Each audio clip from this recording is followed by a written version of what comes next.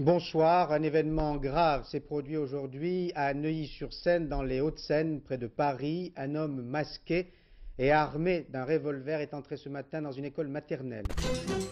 France Inter. Bonjour. Prise d'otage dans une école maternelle de Neuilly-sur-Seine à l'école Commandant Charcot. Une prise d'otage dans une école de Neuilly-sur-Seine. Un homme armé retient en otage depuis 9h30 ce matin des petits-enfants et leur institutrice dans une école maternelle. Imaginez, vous déposez votre enfant à l'école maternelle, une école paisible, une classe de tout petits, et quelques minutes plus tard, un homme masqué, armé d'explosifs, transforme cette salle en enfer. Ce n'est pas un film, ce n'est pas un scénario de fiction, c'est arrivé, en plein cœur de la France, à Neuilly-sur-Seine. Et pendant 46 heures, le pays entier a retenu son souffle. Voici l'histoire vraie de l'opération la plus tendue de l'histoire du raid. Voici l'affaire Human Bomb. Bienvenue dans ce nouvel épisode de Cursed.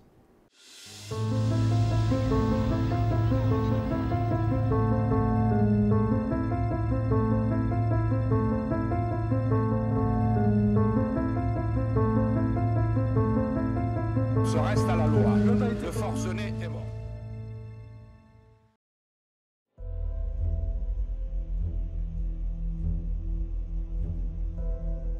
Le 13 mai 1993, le soleil se lève sur Neuilly-sur-Seine, une commune paisible et cousue de l'ouest parisien. À la maternelle Commandant Charcot, les enfants s'installent tranquillement dans leur classe, dans un climat d'insouciance typique de la petite enfance. Ce jour-là, l'institutrice Madame Dreyfus préparait la fête des mères.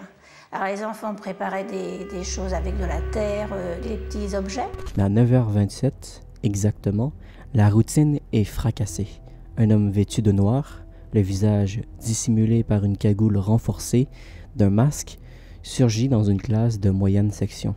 Il tient à la main ce qui semble être un pistolet, mais surtout, autour de sa taille, une ceinture explosive artisanale. Il dépose ensuite plusieurs sacs piégés dans la pièce, contenant des bombes faites maison, bourrées de clous et de capsules de gaz. Son pseudonyme, Human Bomb. Littéralement, la bombe humaine.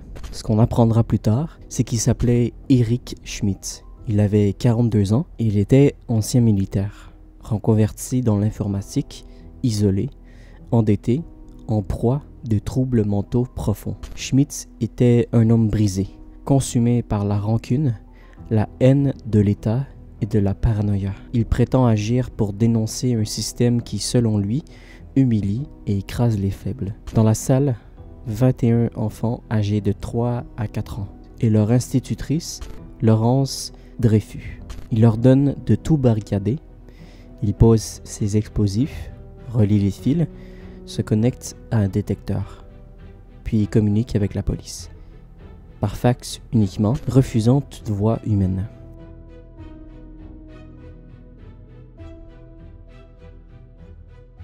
L'homme organise son piège. Il installe 6 engins explosifs dans des coins stratégiques de la pièce, souvent à proximité des enfants. Il en fixe certains à ses vêtements et relie le tout à une télécommande rudimentaire. Il explique qu'il est prêt à mourir, mais qu'il ne partirait pas sans que ses exigences soient satisfaites. Ses revendications sont précises, démesurées. 100 millions de francs, soit près de 15 millions d'euros actuels. Des lingots d'or pour échapper à toute traçabilité bancaire, une voiture et une exfiltration garantie, et surtout, que son message soit diffusé dans les médias nationaux. Dans l'école, la panique est totale. Le personnel est évacué, le quartier est bouclé, les forces spéciales sont appelées en urgence. Le RAID, Recherche, Assistance, Intervention, Dissuasion. Unité d'élite antiterroriste prend le commandement des opérations. Il s'installe discrètement dans les couloirs. Les négociateurs prennent position. La France entière découvre une guerre psychologique, terriblement silencieuse, mais insoutenablement violente.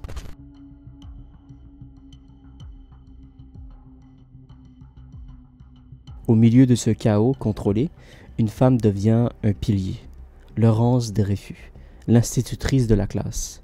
Jeune enseignante de 27 ans, elle fait preuve d'un sang-froid sidérant, d'un courage qui force le respect. Elle rassure les enfants, chante des comptines, leur raconte des histoires et tente de maintenir une illusion de normalité. Elle les couche à même le sol, leur parle doucement, les protège physiquement du danger. Elle devient leur refuge psychologique dans un monde devenu fou.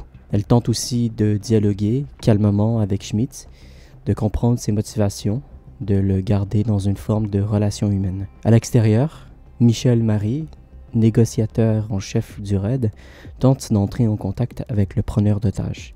Ce qui nous laisse penser, si vous voulez, que c'est quelqu'un qui, au premier degré, est apparemment très structuré, et au deuxième degré, il est beaucoup moins, parce que la demande est vraiment exorbitante.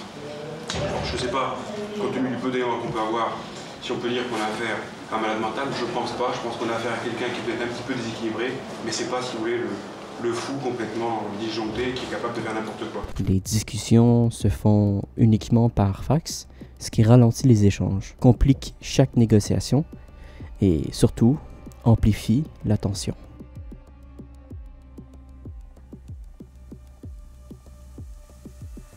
Très vite, un acteur inattendu entre en scène, Nicolas Sarkozy. Alors maire de Neuilly et ministre du budget, il est sur place dès les premières heures.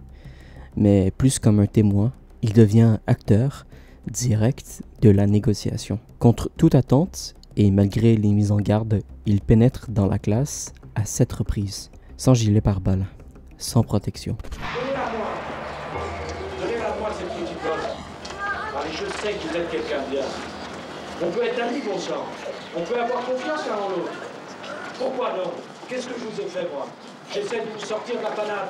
J'essaie de trouver le pognon. J'essaie de trouver la voiture. Je vais porter le message au ministre de l'Intérieur. Qu'est-ce que je peux faire? Qu'est-ce que je peux faire de plus? C'est bien parce que je suis votre ami que je fais ça. Sinon, je ne le fais pas. Allez, je reviens.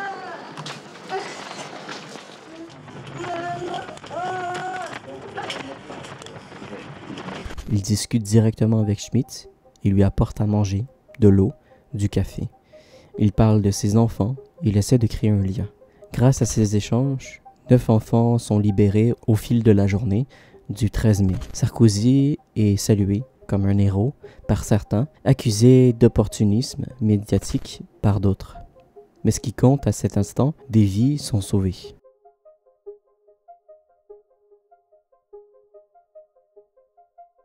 À l'aube du 15 mai 1993, après 2 jours et 2 nuits d'angoisse ininterrompue, la tension atteint son paroxysme. Depuis 46 heures, les enfants vivent dans une classe transformée en piège mortel. Explosifs branchés, fils visibles, bombes artisanales prêtes à pulvériser la classe. Le RAID, qui surveille en permanence les mouvements de Schmidt à travers une ouverture discrète dans le mur, sent que le moment est venu. L'homme est épuisé, nerveux, instable et surtout plus imprévisible que jamais. Le plan est simple. Neutraliser sans déclencher. Le groupe de commandement du RAID établit une stratégie audacieuse mais risquée. Endormir Schmidt à l'aide d'un somnifère puissant versé dans le café noir qu'il demande chaque matin. Ce produit est un neuroleptique à effet rapide, utilisé en psychiatrie pour endormir les patients agités. Mais le calcul est délicat. Il faut que Schmidt avale le café en entier. Il faut que le médicament agisse sans qu'il se rende compte de son affaiblissement. Il faut surtout agir pendant la fenêtre d'endormissement avant qu'il ne reprenne ses esprits ou qu'il n'appuie sur le détonateur, qu'il garde en permanence dans la main droite. La moindre erreur pourrait faire exploser la pièce et tuer tous les otages. 6 heures du matin, le café est livré. L'institutrice Laurence Dreyfus reçoit une consigne discrète, ne surtout pas boire ce café. Elle comprend immédiatement que quelque chose se prépare. Le preneur d'otages, lui, est encore méfiant, mais boit à petites gorgées. Environ 15 à 20 minutes plus tard, Schmidt montre les premiers signes de somnolence. Il cligne des yeux, hésite dans ses mouvements, sa voix devient lente. Il pose le détonateur sur la table pendant un instant. Le RAID observe tout en direct grâce à une mini-caméra dissimulée dans la cloison. Le top départ est imminent. 7h25 du matin. L'assaut commence.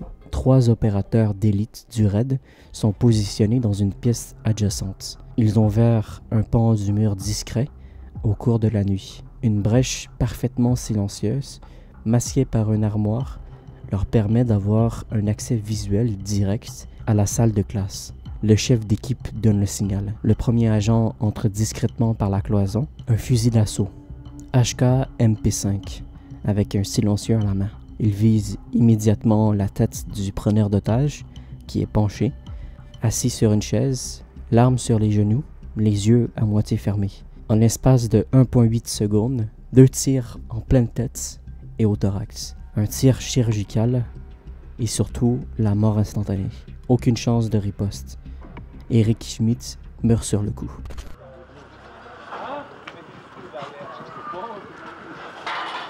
Les journalistes ne réagissent pas tout de suite. Et pourtant, il est 7h30 et au fond de la rue, les 6 derniers petits otages sont dans les bras des hommes du raid.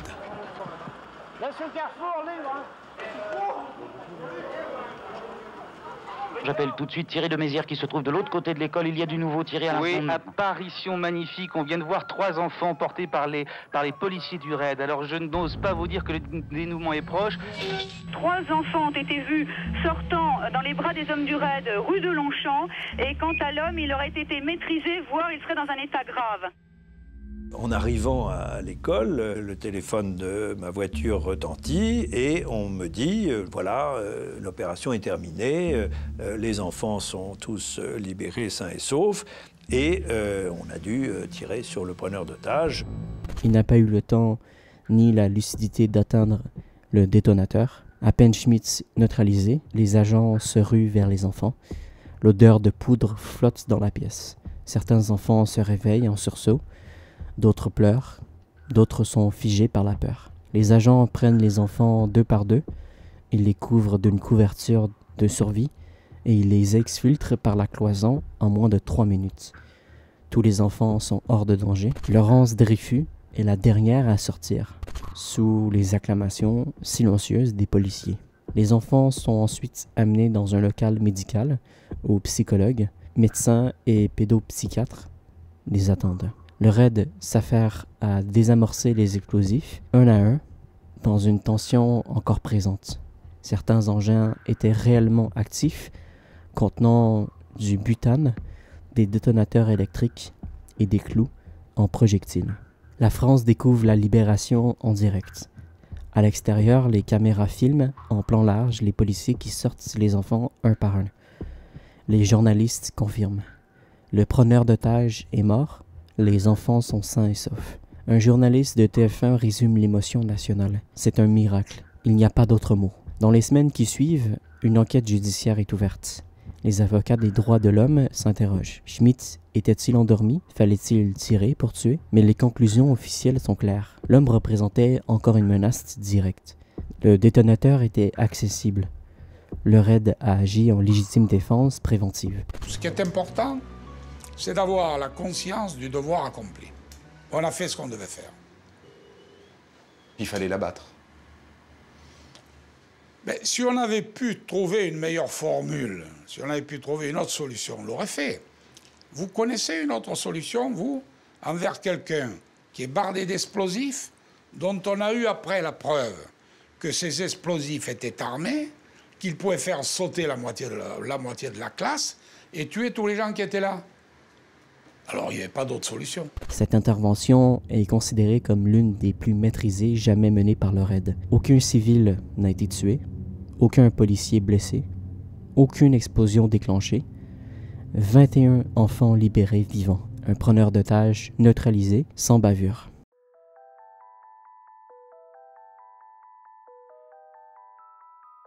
L'opération est un succès absolu. Le raid est acclamé. Laurence Dreyfus reçoit la Légion d'honneur, tout comme Evelyne Lambert, est restée aux côtés des enfants pour les soutenir. Elle a joué un rôle clé pour confirmer l'endormissement du preneur d'otages. Elle a envoyé le signal déclenchant l'intervention du raid. Les enfants, eux, auront besoin de longs suivis psychologiques.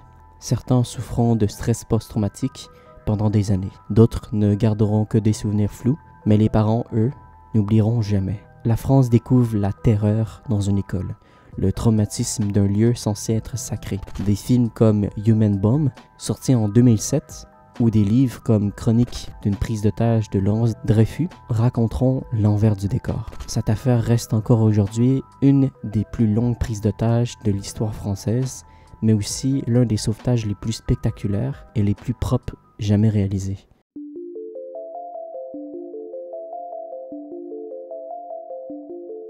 Cette histoire est celle d'un homme perdu, mais aussi de l'héroïsme silencieux d'une enseignante, du sang-froid d'une équipe d'élite, de la fragilité de l'enfance et de la violence du monde moderne qui peut surgir à tout moment, même dans une salle de classe. Pendant 46 heures, la France a retenu son souffle. Et si cette affaire ne s'est pas terminée en massacre, c'est parce qu'à chaque instant, quelqu'un a choisi la maîtrise, le dialogue et surtout, le courage. Merci beaucoup d'être resté jusqu'au bout. J'espère que vous avez appris quelque chose. Je vous invite à liker et à partager cette vidéo, ça m'aide beaucoup. Et je vous invite également à vous abonner à la chaîne si mon contenu vous plaît. Et puis nous, on va se retrouver dans une prochaine vidéo. Prenez soin de vous et surtout n'oubliez pas, tout finit par se savoir. À bientôt.